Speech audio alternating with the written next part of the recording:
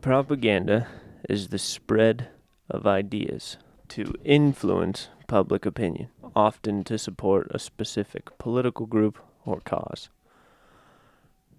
It's a quote by someone named Edward Bernays. Mayonnaise? Anyways, he was a propagandist. Very popular one, actually, known for a lot of things. Women smoking. That's a big one. But that's a different discussion. So for our discussion of propaganda today, let's do a little thought experiment, shall we? I'm going to list off a few major events currently in the public space or political square, whatever. I don't know exactly how you say that. The war in Iran, the war in Ukraine, abortion, Antifa, the Patriot Front, Israel, and immigration.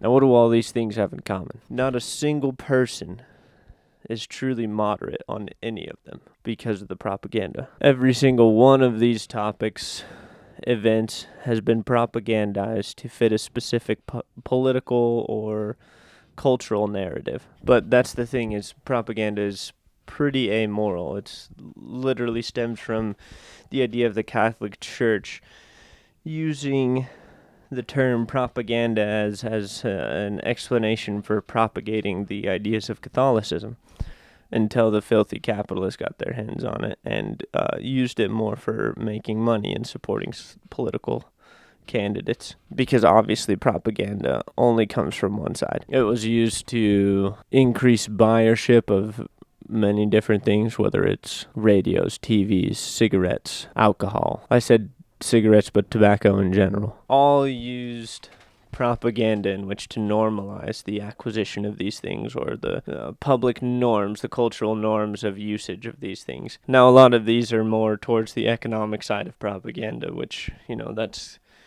a large conversation in itself. Orchestrating public events or using certain lenses with which to view public events or to cause public events thus to sway or normalize a certain action within society to begin to consuming, basically.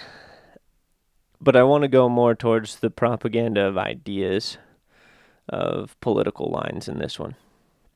So I've come up with a couple different terms here, and to be fair, I'm not a scientist, so I can't really tell you one way or another if these terms are somewhat universal or not, but I found that there are some interesting aspects of propaganda that we see consistently throughout. You have organic propaganda, which are things said, written, shown, in which organically catches on to the public square and is then repeated over and over again.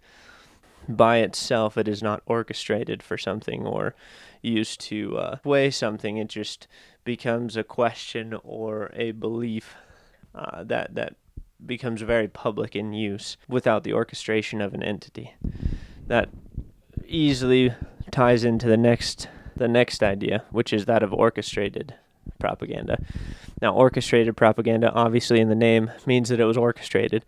So whether the event itself was orchestrated to create discourse, to reinforce public opinion, to force extremes, or whether the narrative itself was orchestrated around an event for political gain, influence, power, whatever. The idea is that when it's orchestrated, when I orchestrate propaganda, it's meant for my gain. When propaganda is organic, there is no specific entity that gains from that. And then just to make a quick side note before we go too far in, propaganda at its core is amoral. The idea behind it, again, is propagating, so it isn't necessarily good or bad. However, at its core, it is manipulation of facts, whether it's overemphasis on certain aspects or omitting of aspects altogether, all to push some sort of narrative. So, it's not necessarily good or bad, but there's an argument there to the morality of how you use propaganda. I've developed this idea of what I call cascading propaganda, and that is a propaganda that could be organic or orchestrated. It doesn't necessarily matter. But over the years, the propaganda either deepens or mutates or morphs or changes or becomes worse, becomes less pervasive. It basically just cascades down, meaning that the original idea for the propaganda becomes more extreme, typically, without the original orchestration or organic material in the first place to create said propaganda. Now, I would say that it is considerably more dangerous, cascading propaganda, because usually by the time you find somebody who realizes that they've been propagandized, they find themselves without the knowledge that they've been propagandized because it traces so far back. So let's explain propaganda using examples, right? I'm going to use the examples of George Floyd's death, of Charlie Kirk's death, and of Brian Thompson, the CEO of United Healthcare. Now, each of these deaths, tragic as they were propagandized to the point of becoming political flagships, almost, within their propagandized narratives. Whether it was for, against, whatever, left, right, it doesn't matter.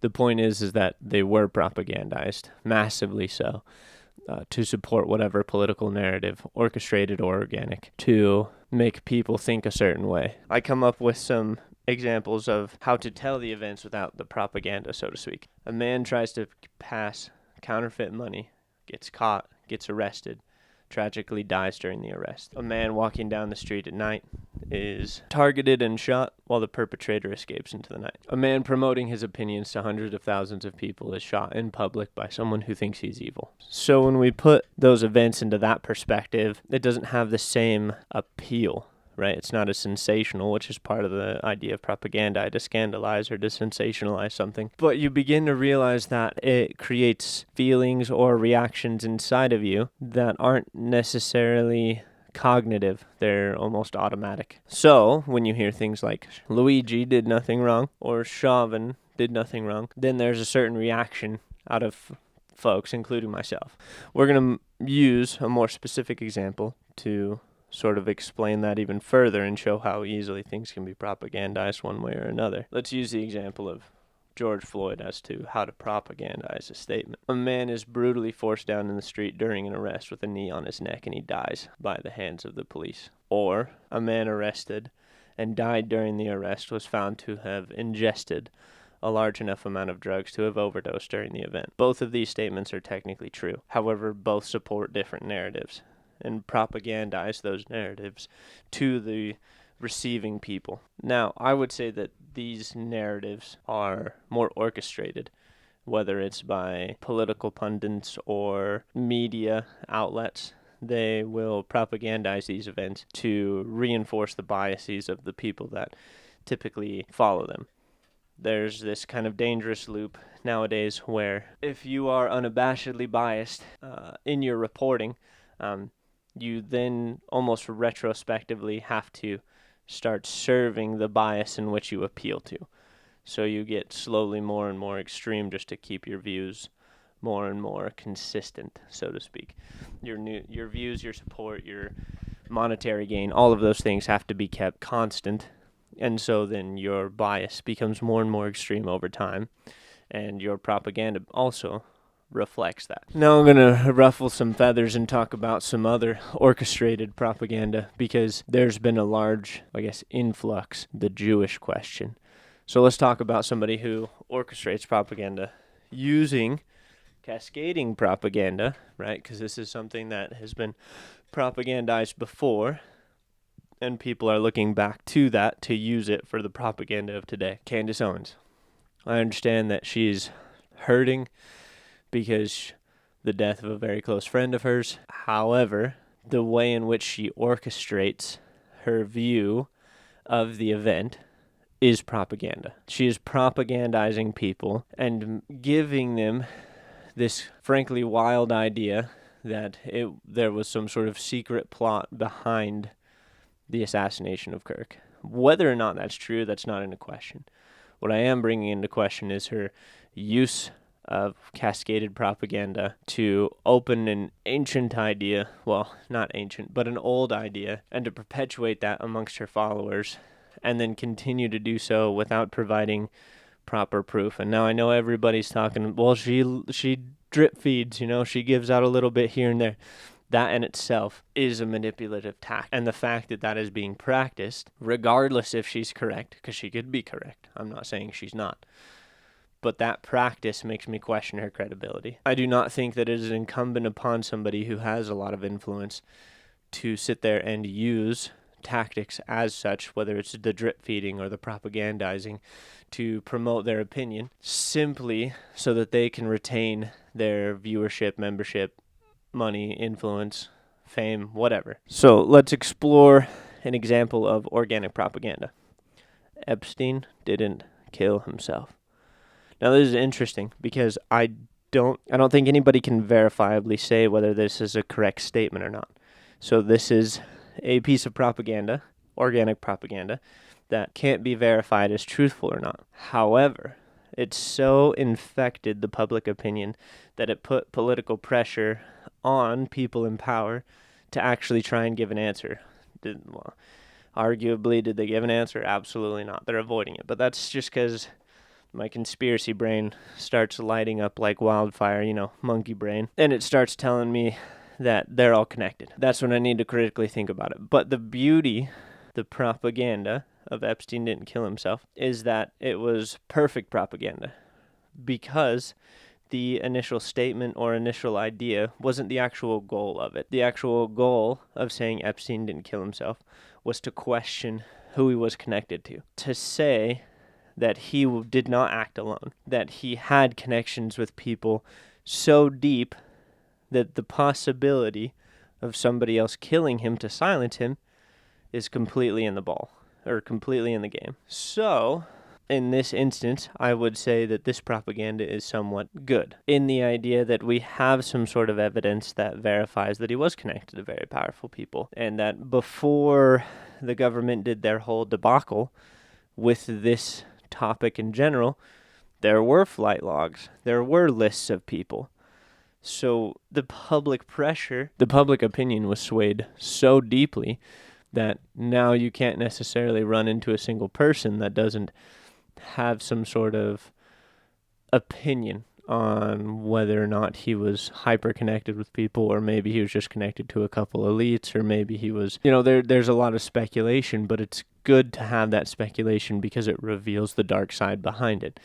It established its actual goal, not the thing that it was trying to perpetuate. The idea that Epstein didn't kill himself. Most people would say that he did, but the actual goal was to reveal the connections behind it. There would be motive behind him being silenced, so to speak. So let's give an example, a couple examples of cascading propaganda and how it's affecting us today. So back in the 1830s, there was a man by the name of John Nelson Darby, who had basically developed these theological views on an event that he called the rapture. Now, the idea is pretty simple. Before Christ comes back, Christians would be removed from this plane of existence and brought into heaven. And, it stemmed a bunch of stuff, like even in its own movie genre of rapture horror. But the interesting part isn't necessarily completely Darby, because Darby was just like a building block in the idea of what we now call dispensationalism. The man who really developed dispensationalism was a man, Cyrus Ingerson Schofield. Now, the ironic part behind Cyrus is that he didn't have any sort of seminary credentials, not legitimate seminary credentials. We can go back and see that he attended seminary in some aspects, but never actually finished out. The interesting part about dispensationalism is that it teaches that there are two different types of God's people. There are those that are the Christians, who are saved by Christ, and then there are the Jews, who are the chosen people of God. And because of that kind of theology, a certain group of Jewish individuals, specifically Zionists, saw this as a perfect in, and from organic propaganda of dispensationalism to the orchestrated propaganda of dispensationalism, these Zionist Jews started basically pumping money into the idea. And it became so pervasive, dispensationalism in general became so pervasive that you couldn't go into a single Christian household without finding a Scofield Bible. And you might ask, well, then what's the gain, right? Maybe these Jewish individuals just saw some promise in Scofield. Well, the gain was to be able to appeal to a widely Christian nation and appeal to its origins and use those who had more extreme beliefs to basically say, hey, your Bible says that we're the chosen people, you're supposed to help us, which I think was a manipulation in itself, and why I would make the argument that dispensationalism at its core is now orchestrated propaganda. Well, orchestrated and cascaded because of the fact that it was so pervasive. Now you talk to somebody about how you question the ideas of dispensationalism or the rapture in general, and people look at you as if you have the beast coming out of your head. Almost as it's unthinkable, unfathomable, borderline heresy to question the tenets, such a tenet of the Western Christian faith. The thing is that's where cascading propaganda becomes dangerous, because this isn't their fault. They're not comprehending it. As far as they're concerned, they were raised so deeply in the propaganda that they don't even realize that it's affecting them. And so to question that narrative would be question a lot of core beliefs and values that they have. Or let's talk about other cascading propaganda. Let's talk about the one that everybody wants to talk about. Let's talk about the rising tide of anti-Jewish sentiment. And this is going to be an interesting discussion because I myself see valid arguments in a lot of it. But I think there's so much goy slop and stupid rhetoric that it almost renders those valid arguments as inert or stupid because they're just along the same party line or cultural line or whatever. So let's start in Germany. The initial idea of Germany's anti-Jewish sentiment actually started from the idea of anti-communism. They targeted communists with a violence that they shouldn't have. I'm not justifying it whatsoever. But they targeted communists, and then whether it was German propaganda and or propaganda from other countries, it then shifted into an anti-Jewish sentiment. The interesting aspect is that a lot of the things that were pointed out in the time of Nazi Germany were very similar to ones that are being pointed out now. And this is what makes the cascading propaganda so dangerous, is that there is so much validity to the statements that are being made that people just kind of basically jump into the deep end without critically examining what's going on. In the Third Reich, there was this idea that the Jews perpetuated sexual liberty. There's talks about how they perpetuated trans-sex ideologies, perpetuated anti-Christian sentiment, which I think is kind of ironic because a lot of the higher-ups in Germany weren't Christian, but a lot of those who served underneath them were vehemently Catholics and Christians. There's a bunch of nuance to it, right? But the core idea is that Jews equal bad. They steal your money, they steal your women, they make them do stupid things that are absolutely abhorrent to the shared moral of the country. So let's look at the propaganda now. Jewish individuals own a lion's share of the news and media outlets. Zionist Jews, in particular, sway our government with swaths and swaths of money to do whatever they see fit. And religious Jews, if they are radical in their beliefs or extreme in their beliefs, say that Jesus is burning in hellfire and excrement. So these are true statements. These are things that we can all verify. This isn't something that extrapolated or propagandized. These are actual, just factual statements. So, of course, why wouldn't the anti-Jewish propaganda resurge again? But that's where the problem lies. It's a continuation of the cascading propaganda. When we connect ideas like that of the Third Reich to now, and people ride that for self-gain or for controversy or influence or money status, it just becomes another problem, see, because then there's sort of a validity because they can say that historically speaking this has happened before, So now you have to take my view, because historically speaking, it was the correct view, but that person was villainized because of it. Let's talk about a few people, right? So we got like Mike Huckabee, Alexandria Ocasio-Cortez, Tucker Carlson, Ben Shapiro, Candace Owens, Hassan Piker, and apparently now Hunter Biden. Like, come on, dude. There's no way that we're seriously going to give this man a platform because all of a sudden he says, oh, Mossad or the Zionist Jews did it to me. Like, dude, are you serious, man? Ugh. It baffles me. It baffles me that this is even a discussion in the first place. We know the character level of Hunter Biden, and that's not to say, he's not sober now. He's probably sober now, and he's probably doing well, and he even talks about how he has a valid and good mission of reaching out to people who have suffered due to drug addiction. That's perfectly fine, but stay out of the political square, man. Like, your words are completely invalid, in all honesty, like, politically speaking.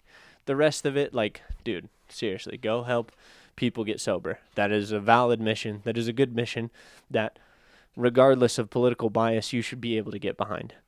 But stay out of the public square, dude. See, the interesting part about all those people that I referenced was they all use certain aspects of the cascading propaganda to further their own gain, so to speak, to one degree or another. Huckabee kowtows to the Zionists and agrees with their anti-Semitic propaganda as well. So, like, he kowtows to that. Ben Shapiro, same thing, will outright defend it. That's fine. They have their opinions, but it's the propagandize of old historical narratives and using it as if we're in that same place today. And then you have people like Hassan Piker or Tucker Carlson that will use the cascading propaganda to further their beliefs, which is the more anti-Israel sentiment or anti-Jewish sentiment. The thing is, and I think this is very important, is as soon as somebody uses propaganda for self-gain, right? So that would be orchestrated because you've orchestrated some sort of propaganda for an outcome that you want, right? If you use orchestrated propaganda, especially cascaded propaganda, then for self-gain, we should question that person's credibility, period. Because they're no longer appealing to just the day and age. They are trying to validate their viewpoints, how wild or how untruthful or truthful, it doesn't matter how any of those things. What matters is how they validate it. If they validate their viewpoints by appealing to a specific narrative that we have either proven or if they appeal to cascading propaganda for self-gain, then their credibility should be questioned. This isn't a discussion of appealing to Christianity or appealing to Stoicism or appealing to, ancient Rome as an example, like to further the society as a whole. I'm talking about self-gain. I tell you to listen to me because I know the dark secrets that's behind it, because all this stuff that's happened before, it's still happening now, but you should follow me. You should listen to me. That's when it becomes a problem.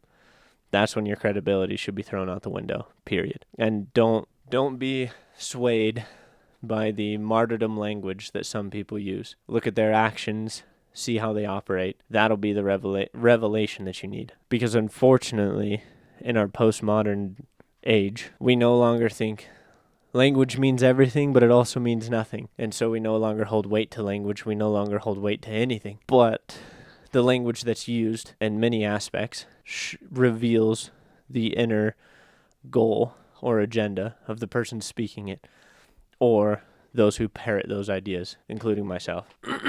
So when someone says to you, I'm just asking questions, but then proceeds to give you a whole wild idea of how things should be, and then appeals to cascading propaganda to reinforce their point, and they're the only ones that can give you the answers, that should be a red flag, because they're carroting on a stick you, basically. They're dangling the carrot in front of you and hoping that you'll follow exactly where they want you to go. And maybe they're right. I'm not saying they're right or wrong.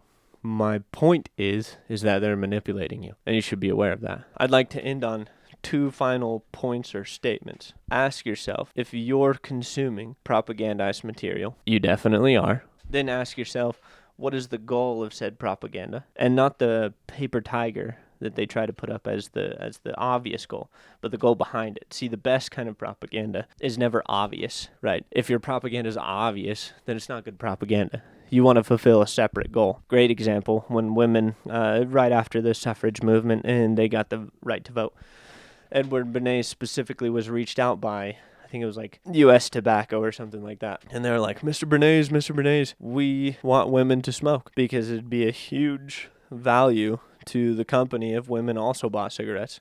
And Bernays was like, well, all right, let's do it this way.